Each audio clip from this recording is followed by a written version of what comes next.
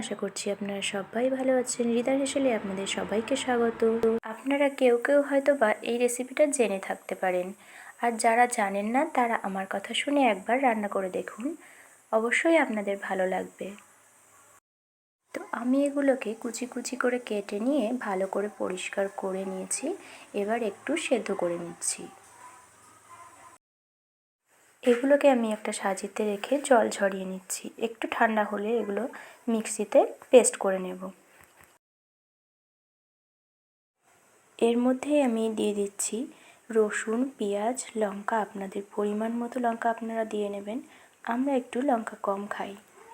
আর এখানে আপনারা আদাও অ্যাড করতে পারেন। এবার সবগুলোকে একদম মিক্সিতে একটা মিহি পেস্ট করে নেব।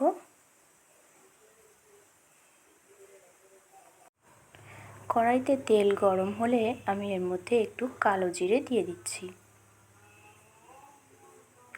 এবার ওই পেস্টটা আমি এই কড়াই দিয়ে দিচ্ছি। এবার নাড়িয়ে চাড়িয়ে নিতে হবে।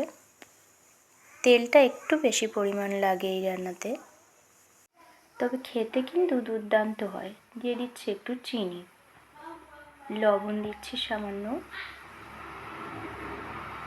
দিয়ে দিচ্ছি হলুদ।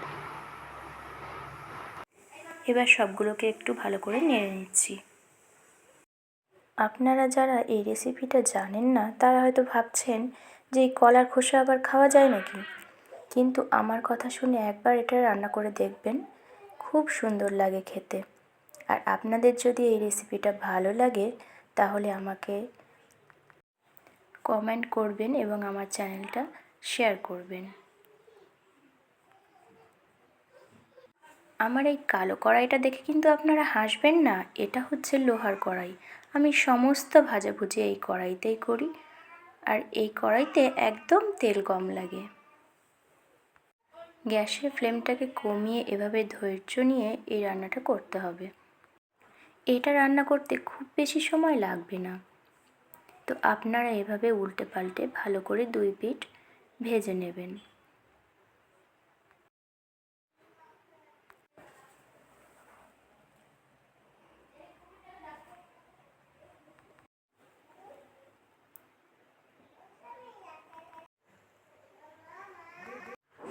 তো এটা রান্না হয়ে গেছে, আমি এবার নামিয়ে নিচ্ছি।